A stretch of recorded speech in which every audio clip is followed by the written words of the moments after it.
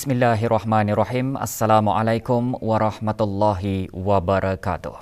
Kebawah Dulia Maha Mulia Paduka Seri Baginda Sultan Haji Hassan Al-Bolkiah Muizzuddin Wad Daulah Ibni Almarhum Sultan Haji Omar Ali Saifuddin Saadul Khairi Waddin, Sultan dan Yang di-Pertuan Negara Brunei Darussalam berangkat tiba di Washington DC, Amerika Syarikat bagi menghadiri sidang kemuncak khas ASEAN Amerika Syarikat yang berlangsung pada hari ini dan esok di Department of State.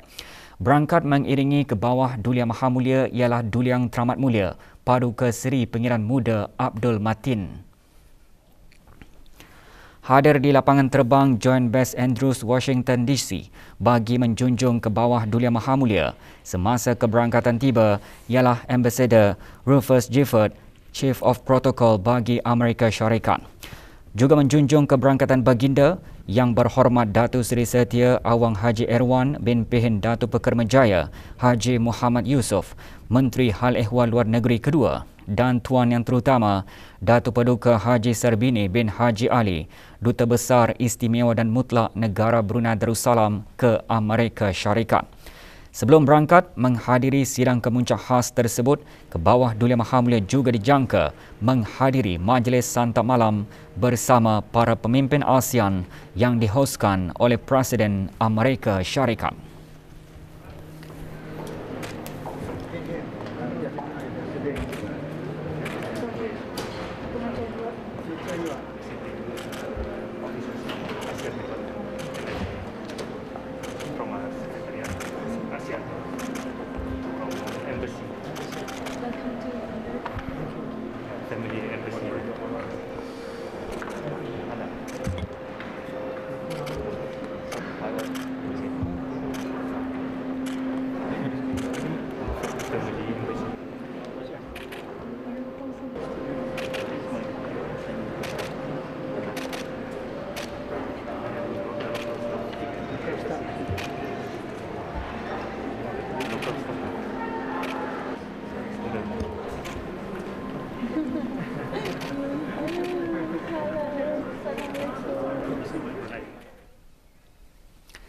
...1,621 dos vaksin telah diberikan kepada kanak-kanak berumur 5 hingga 11 tahun pada 10 Mei 2022 yang membawa jumlah keseluruhan pemberian vaksin dos pertama kepada 27,694 dos, iaitu 64.5%.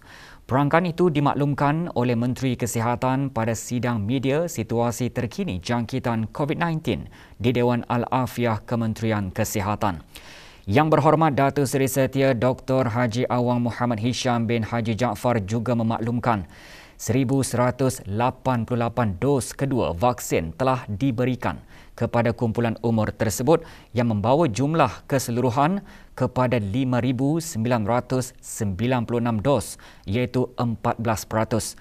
Dalam pada itu, liputan bagi penduduk negara ini yang telah menerima 3 dos vaksin adalah 67.2%. Juga dimaklumkan 244 kes baharu jangkitan COVID-19 dilaporkan kemarin.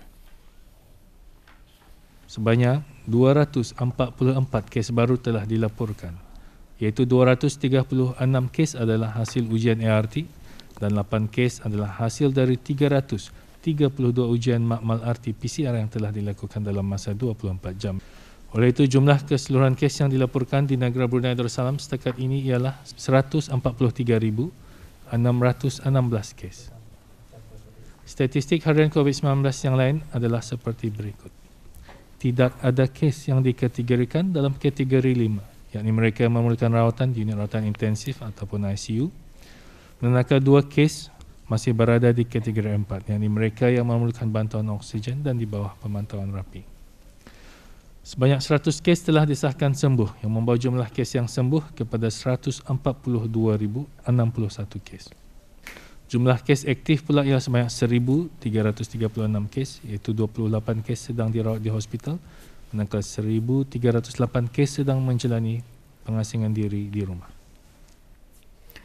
Kementerian Pendidikan melaksanakan beberapa inisiatif utama dalam memberikan pelajar akses yang saksama kepada pendidikan yang berkualiti. Ini termasuk akses kepada teknologi yang menekankan keperluan bagi tenaga pengajar menghadapi dan berpengetahuan dengan perkembangan teknologi revolusi perindustrian keempat dalam memastikan pendidikan berkualiti yang cemerlang. Berucap pada mesyuarat APEC, Kumpulan Kerja Pembangunan Sumber Manusia Rangkaian Pendidikan ke-39 secara maya, Yang Berhormat Datuk Seri Setia Awang Haji Hamzah bin Haji Sulaiman, Menteri Pendidikan mengongsikan kementerian tersebut sentiasa menangani sebarang jurang perbezaan untuk menjadi responsif dan relevan terhadap masa depan kerja bagi pembangunan keseluruhan ekonomi dan seterusnya menekankan kepentingan dalam memperkukuhkan modal insan ke arah dinamik pasaran global. Mesyuarat yang diadakan setiap tahun disertai para wakil APEC dan organisasi-organisasi yang berkaitan untuk merumus dan meneliti kerja yang berkaitan dengan projek pendidikan bersama, inisiatif dan aktiviti sepanjang 12 bulan dan seterusnya untuk merangka rancangan kerja masa hadapan. Mesyuarat dirasmikan oleh Puan Yang Terutama Trinaj Tritong, Menteri Pendidikan Thailand. Semasa mesyuarat, para delegasi berkongsi key deliverables Thailand dan pembentangan projek-projek APEC. Mesyuarat akan bersidang semula pada hari ini. Negara Brunei Darussalam dan negara Perancis mempunyai hubungan dua hala yang baik lagi mesra terjalin sejak lamanya dan telah menerokai peluang kerjasama dalam pelbagai bidang. Persahabatan antara kedua-dua negara sentiasa diperkukuhkan baik di peringkat antarabangsa maupun serantau. Persahabatan tersebut diperkukuhkan lagi dengan lawatan rasmi Tuan Yang Terutama Matthew Donald, Presiden Jawatankuasa Asia Tenggara Perancis bersama rombongan ke negara ini. Tuan Yang Terutama berada di negara ini selama 3 hari. Ketibaan Tuan Yang Terutama dialu-alukan oleh Yang Dimuliakan Pehen Orang Kaya Pekermajaya dan Paduka Awang Haji Judin bin Haji Asar, Setiausaha Majlis Mesyuarat Menteri-Menteri Kabinet dan Jurutulis Majlis-Majlis Mesyuarat. Juga hadir Tuan Yang Terutama Bernard Renaud Fabry, Duta Besar Istimewa dan Mutlak Republik Perancis ke negara Brunei Darussalam. Semasa berada di negara ini, Tuan Yang Terutama juga akan mengadakan beberapa perjumpaan bersama Menteri Tenaga, Menteri Kebudayaan, Belia dan Sukan dan Peguam Negara. Perjumpaan-perjumpaan itu merupakan satu landasan bagi kedua-dua pihak untuk bertukar-tukar pandangan dalam pelbagai hala selain dari membincangkan isu-isu yang menjadi kepentingan dan keprihatinan bersama. Rombongan juga akan menyusuri perairan Sungai Brunei dan lawatan kebangunan alat-alat kebesaran diraja. Adat romba dalam perkahwinan Melayu antara yang dikupas semasa siri pembentangan kali ke-11 Kongres Antarabangsa Bahasa, Sastra dan Budaya Melayu sempena Bulan Bahasa KABSBM. Kekayaan adat dan budaya Melayu dari aspek sastra itu dibentangkan semasa Kongres Anjuran Dewan Bahasa dan Pustaka Brunei Darussalam melalui bahagian pembinaan dan pengembangan bahasa yang diadakan secara maya. Lebih 140 orang menyertai siri Kongres tersebut, antaranya Pengiran Haji Muhammad Hasnan bin Pengiran Haji Ali Hassan, Setiausaha Tetap Pengurusan Strategi dan Dasar Kementerian Kebudayaan, Belia dan Sukan, dan Dr. Siti Nurhalbi binti Haji Wahsal Filah, Timbalan Setiausaha Tetap Kebudayaan Kementerian Kebudayaan, Belia dan Sukan. Adat tromba digunakan dalam perkahwinan masyarakat Melayu dengan menggunakan puisi-puisi Melayu lama untuk menunjukkan adab sopan dalam menegur dan berkomunikasi. Kongres menggabungkan pakar-pakar bahasa, sastra dan budaya di peringkat antarabangsa dan tanah air dalam upaya untuk berkongsi pengetahuan, ilmu serta gagasan melalui dinamika pengetahuan, pengalaman dan tingkat kepekaran tertentu. 45 pen darah berjadi kumpulkan sepanjang berlangsungnya kempen menderma darah di Kompleks Penyiaran Radio Televisyen Brunei RTB Sungai Akar. Disertai oleh para pegawai dan kaki tangan RTB, kempen dikendalikan dengan kerjasama Pusat Pendermaan Darah Hospital Raja Isteri Pengiran Anak Soleha.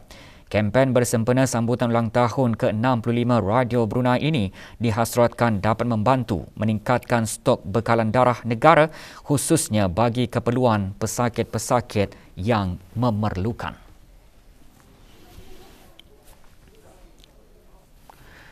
Skim Persaraan Kebangsaan SPK akan dilaksanakan pada tahun 2023.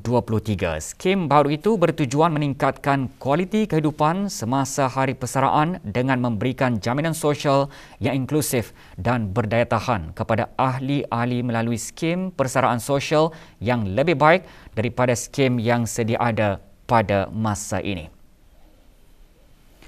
Pengenalan SPK akan dapat diikuti dalam rancangan Rampai Pagi pada pukul 9.40 pagi ini. Bermula sebagai kedai buku secara dalam talian dengan hasrat menyemai minat membaca dalam kalangan rakyat dan penduduk di negara Brunei Darussalam. Seorang belia tempatan kini mempunyai perusahaan kedai buku sendiri di Kampung Kiulap. Dikenali sebagai Books Beyond Brunei, Dayang Selihani binti Hazman, penghasas Hani BN, mula mengembangkan perniagaannya dengan membuka sebuah kedai buku hasil interaksi dengan orang ramai bagi memperoleh pandangan mengenai kedai buku yang diminati. Kedai buku Hani BN yang ditubuhkan juga menawarkan pelbagai genre buku. The Honey BN was founded back in August 2016. It started off as just an Instagram page called Books Beyond Brunei. So I started selling books online on social media for the past few years. So from then on, I've started working my business, the Honey BN, full-time, and then I can see some financial stability to it. And then I decided, why not I open up a bookstore? And it's one of my dreams. Laporan cuaca terkini di negara Brunei Darussalam, hujan di perairan negara kadang kala lebat dan berpetir menjejaskan kawasan darat. Risiko banjir kilat terutama di kawasan rendah dan mudah banjir. Risiko banjir kilat terutama di kawasan rendah dan mudah banjir. Pusat Ramalan Cuaca dalam kenyataannya akhbar melaporkan amaran kuning dan kelajuan angin sehingga 45 km sejam semasa hujan lebat atau berpetir. Orang ramai termasuk pengguna jalan raya dan pelaut adalah dinasihatkan supaya berwaspada dan mengambil langkah sewajarnya demi keselamatan semua termasuk harta benda.